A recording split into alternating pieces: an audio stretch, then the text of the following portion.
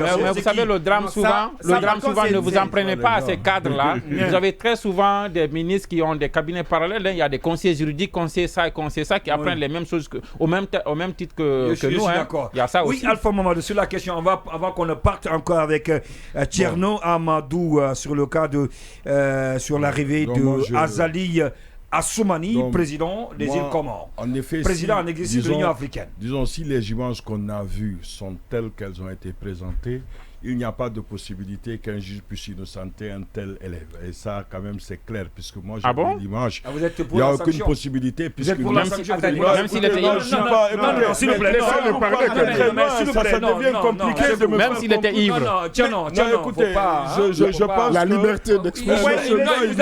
Écoutez aussi son point de vue. C'est qu'il faut l'écouter. On est en train de montrer même, pour ceux qui suivent la télévision, on est en train de montrer même, de poser une hypothèse. En fait, le dos de la dame. Cet élève, quand même, ne peut invoquer la légitime défense, en fait. Elle agresse peut-être une femme. Le dos de la dame, mais c'est sérieux quand même. C'est extrêmement compliqué. Maintenant, on va quand même poser par... On n'engage pas quand même la violence en milieu scolaire. Il y a certains élèves qui sont en terminale, qui sont mineurs. Supposons qu'il soit mineur, puisqu'on ne connaît pas son âge.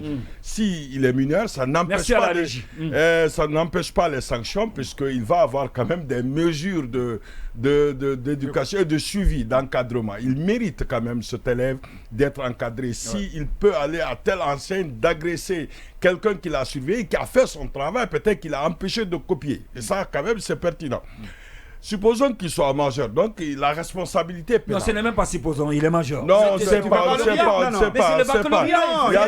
Il y a une réponse à cette question. Moi, j'ai fait mon bac à 17 ans. Il y a une réponse à cette question. Non, parce qu'il est né le 4 avril. Il est né le 4 avril 2000 à Sigiri. De 2000 à 2000. Non, forcément, il est majeur. 23 ans, il est majeur. Et on vous dit qu'on a interpellé ses parents. Il est majeur, mais on a interpellé ses parents. Je voudrais simplement terminer en disant que si jamais sa responsabilité pénale si une telle affaire est portée devant le juge, il n'y a aucune possibilité qu'il soit innocent. Aucune possibilité, puisqu'il ne peut pas justifier son acte. Et donc, les mesures dont on parle sont des mesures conservatoires. Une mesure en droit qui est dite conservatoire, c'est une mesure qui permettrait de ne pas prendre des sanctions définitives. Ça veut dire que si... Par exemple, nous jetons l'hypothèse où la justice l'a innocenté, ça veut dire que les mesures conservatoires ne fonctionnent plus puisque les mesures de la justice sont au-dessus des mesures administratives. Donc, cependant, lorsque nous prenons l'hypothèse aussi où on dit très simplement qu'il n'a rien fait et puis on veut le libérer, c'est quand même pas trop... Moi, je ne pense pas que ça soit trop méchant de l'empêcher d'étudier, mais certains ne peuvent pas rester à l'école. Ça, c'est quand même une réalité. Si on encourage cela, ça veut dire que les enseignants ne seront plus en sécurité. Pour vous, il va être sanctionné, mais que la mesure est... Notre mesure, la mesure est sévère. On apprend quand même par le canal de M. Mboné que ses parents ont été arrêtés. Il n'y a pas de justification. Interpellé ou arrêté? Interpellé. Même si c'est le chargé de communication même qui l'a dit dans cette émission. Donc je rappelle que les parents ne peuvent pas être la responsabilité. La charte, c'est la charte, ça c'est la Constitution, même pas le code pénal, que la responsabilité pénale est individuelle. Donc sur ce coup, il n'y a pas. Et d'ailleurs, même si ses parents connaissaient là où se cacher, en vertu du code pénal, ils ne peuvent pas dénoncer leur enfant. L'immunité familiale. Le code pénal protège la famille. Donc, en réalité, les parents ne peuvent pas dénoncer leur enfant. Leur enfant ne peut pas dénoncer leur famille. Extrêmement, il faut quand même l'accepter. Et ça, c'est une pratique malheureuse. Il y a l'immunité familiale, il n'y a pas de débat. Le code pénal est clair, c'est parce que... Il ne peut pas porter plainte. Mais dénoncer, ça, c'est autre chose. Il ne peut pas dénoncer. Si ton enfant fait un crime, si tu ne le dénonces pas, attention. Non, je vous je vous donne la parole après. Et là, c'est quand même difficile. Ils ne sont pas complices. Lorsqu'ils connaissent l'endroit où se trouve leur enfant, ils ne le dénoncent pas. L'immunité familiale est claire. Vous pouvez le vérifier. Le code pénal est clair. La famille ne se dénonce pas entre elles.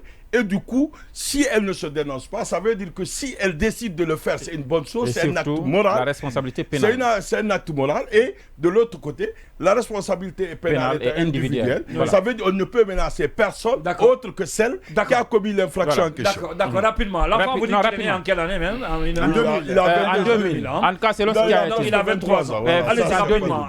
Maintenant, ce que je veux dire, c'est quand même trop facile. Les deux choses que je soulève pour terminer là-dessus. La première, j'insiste là-dessus, l'acte du ministre ne vise aucune loi, aucun règlement intérieur. C'est quelqu'un qui a pris une décision en fonction de ses humeurs et qui va impacter une famille. Mais rien ne vous le dit si ce n'est pas référé. Ah, mais c'est le texte. Le document est là. En tout cas, ça devrait être cité. Le document est là. Voilà. Ça, c'est la première chose. Non, mais l'acte là, c'est un courrier, attention. Non, mais attention, c'est un courrier. C'est un courrier adressé aux inspecteurs généraux. Mais est-ce qu'il y a peut-être il y a un acte, un arrêté ou quelque chose. Attention, il peut y avoir un débat là-dessus. Sur le même acte, il a quand même une incidence sur les droits de quelqu'un. Il a pris décision. Voilà. Parce qu'on n'a même pas entamé le sujet. Donc, c'est Baïla qui Oui. me coupe. On est tous passés par la faculté de droit et sciences politiques.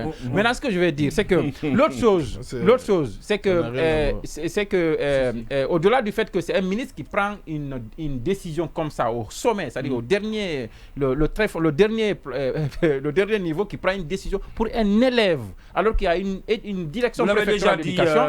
Au-delà de ça, c'est que c'est une démission. Monsieur Ndoye, moi j'envoie mon enfant à l'école, c'est pour que vous m'aidez à l'éduquer, à lui donner de l'instruction. Alors pour vous, vous avez compris, il y avait une autre manière d'éduquer, je termine de rectifier l'enfant que maintenant, l'école, le